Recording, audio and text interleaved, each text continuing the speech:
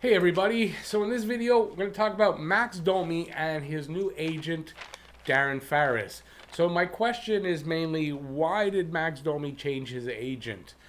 He had an agent, turn the right way. His agent was Pat Brisson. Pat Brisson is a friend of Marc Bergevin, so you'd figure there's got to be an easy negotiation, shouldn't be a problem. Why would you want to change your agent just before you're about to negotiate your first RFA contract, or maybe it's the second one? But why would somebody do that? So that's my question today. His new agent is Darren Farris. Darren Farris is well known for his circus negotiations, and just look back at Mitch Marner's contract. I think it was 2 seasons ago. Okay, so let's take a look at Max Domi. Max Domi, since he's been a Montreal Canadian, so his first year, 81 games, 28 goals, 44 assists, 72 points. And last season, 71 games, 17 goals, 27 assists for 44 points. Overall, 152 games played, 45 goals, 71 assists for 116 points. Really good numbers. Definitely Max Domi, even though he's had an off season this past season, still putting up overall great numbers for anybody. I believe he's pretty up there in the league overall in the last 2 seasons as far as point production. So really good numbers, although he fell off. So it's a worry that 72 points, that's his career high. He has 54, I think, is his previous career high. So he's always around the 50 point mark, and I'm just wondering if 72 points is going to be his career high, or he's going to get back up there. We don't know yet. He has arbitration rights, so that means an arbitrator could settle any dispute. So if they can't come up with any kind of an agreement on salary and length of term, they can go to an arbitrator, and an arbitrator could decide that. He could hold out. These are his options for what he could do while he's negotiating. He could hold out and wait till the season starts and go as far as, I think, sometime into this. Well, I say December, but I don't know what the date's going to be for this season because of the way the timing is. But usually for the first couple of months, he can hold out. And then at some point, he has to sign, or then he can't play for the rest of the season. He could play overseas. He could say, well, okay, I'm going to go play in whatever country you want to say. So is hiring Farris a sign Domi wants to be paid? Because I will go over Darren Farris's thing. He gets his clients paid probably a little bit more than they're worth. Look at Mitch Marner. And so did he change? Because Pat Brisson, he didn't try. Well, I think I put it. Was he worried Brisson wouldn't get him the best deal because he's friends with Marc Bergevin, so they wouldn't work out the best deal that he could get? And on the surface, it kind of looks like it, right? So the other question I do want to ask is, will hiring Farris make it harder for Montreal to trade him if they decide to go the trade route by having that agent who likes these circus negotiations? Is that going to make it harder to trade Max Domi if that's what Montreal decides to do? Because on the surface, really, it looks like he didn't trust Brisson to get him the best deal. And he went after Farris, who's known for doing crazy things to get, or, just doing things that make it take longer, trying to get a better deal. And we'll go through his history. So Farris, he negotiates through the media, and it seems to work for him because his clients are pretty well paid. From what I read, most of them seem to be slightly overpaid to being well overpaid. So it seems to work. Not a great strategy if you ask me, but it seems to work. He has a history of circus-like negotiations, and just look at Mitch Marner from 2 seasons ago. I mean, that was crazy. He was all over the board, going to see teams that, to see if they'd sign him to an offer sheet, visiting them, all that kind of stuff, threatening to go play overseas. All of Farris's, his rule book for how to negotiate. His players hold out, and that causes stress for the whole team. So, and you saw it that when the Marner negotiations, the Leafs, they were stressed. They're stressed just being the Leafs. They were stressed out by all the negotiations, all the talk, always constantly talking about the same subject. Mitch Marner, Mitch Marner, Mitch Marner. It's not good for the team. So if this happens with Domi, not going to be really good for team morale. So he's kind of like, sign my guy now because is it really worth what I'm going to put you through? You know, it's kind of what you think he's kind of saying is like, listen, you know who I am, you know what I'm going to do. Why don't you just sign the guy now? Here's what we want, and do it like that, or I'm going to put you through the ringer.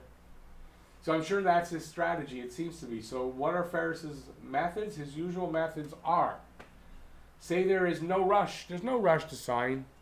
And that we respect the process. So we're not in a hurry to sign. Don't worry, we're respecting the process and we're going to negotiate. Wait as long as possible, even holding out before you sign, keeping the team unsure of signing other players. Like, you know, so when the free agency period does start, you know, if they can't re-sign Domi right away, and if it goes that long, and they don't trade him, you don't know who to bring in because you don't know what's happening with Domi. So it has to affect, you know, the team in a lot of different ways. He threatens to have his guy play overseas, and he likes to use Switzerland a lot. So usually he says, listen, I'll have my guy play in Switzerland. He's had KHL, and I think Switzerland KHL I saw overseas. Have the team call your bluff, then sign for a little less than you blew your hot air over, or for, but more than the original offer. So he goes through all that, and usually the team calls the bluff. Okay, well, let your guy go to play overseas, and then they negotiate and come up with something that's a little higher than original, but less than what they were blowing all this hot air about. And that with Marner, I think it was they had offered him 8-year deals that were upwards of $11 million or more, so it's a little more than he actually signed for. So, you know, he boosts what they get. So they're well paid, a little bit overpaid, and we don't want this for Max Domi. He talks about players' best interests. So players' best interests are not only monetary. It's not only monetary interest for a player. It's big, I get it, but it's not only. Relationships, reputations get tarnished in circus negotiations, and the effects can be long-lasting and far-reaching. Burned bridges are hard to rebuild, and Ferris's reputation is he doesn't seem to care about anything but monetary interests. So, you know, and a trade would stop a circus negotiation, which would lower his value, though, in a trade, right? So, you have all these circus negotiations, blah, blah, blah, blah, blah, then it's harder to trade the guy because the new team doesn't want to deal with them, with that agent. So it's kind of, you got to do a sign and trade. So you still have to make the negotiation, but you're fed up now. So you sign the guy and trade him. So do we really want that for Max Domi? Will Domi's negotiations affect Mété's because of Ferris? Victor Mété is a client. Actually, let's go over that. There's a list of his clients. Mitch Marner, who we saw was a circus negotiation, and he got overpaid, 10.8 million. That's too much. So he got overpaid. Victor Mété's an RFA, same situation as Max. Not the same player, and I don't think he'll get the same money, but it's the same agent. So does that affect Mété? Taylor Hall, everybody talking about, do we get Taylor Hall? Go after Taylor Hall. But that's his agent. Taylor Hall is a Ferris guy, so that means, is that going to be a difficult negotiation to get a guy I wouldn't go after? Johnny Gaudreau was a client, and Johnny Gaudreau, with his negotiations, they were really far apart. He was asking for too much. He starts out really high. Josh Anderson, I think that's Columbus Blue Jackets, threatened to play in Switzerland, so there's the Switzerland card. He threatened to play in Switzerland. Andreas Athanasiou threatened to go to the KHL, and Sam Bennett threatened to play overseas. So his clients, and he uses those tactics. So will Domi's negotiations affect Victor Mété? Mété has to sign a new contract, or they trade him. Which one is it? Does it mean that if they have trouble with negotiating Domi and they don't like the agent, do they trade Mété so they don't have the same problem? Could Mété be traded because Ferris is his agent? I guess that's the same question. Will the Habs stay away from Taylor Hall because Ferris is his agent? So, and for me, that would be a good thing in my opinion. So there's one good thing could come out of that. I'm not a big Taylor Hall fan. I don't think he's as good a player as he he wants us to think he is, to be paid for. Apparently, he was going to start at like $9.5 million to ask for, and you guarantee it's going to be 7 years, $9.5 million. That's a big contract. I don't think he's worth that. And so, if having Ferris as his agent keeps them away from each other, I think that's a good thing.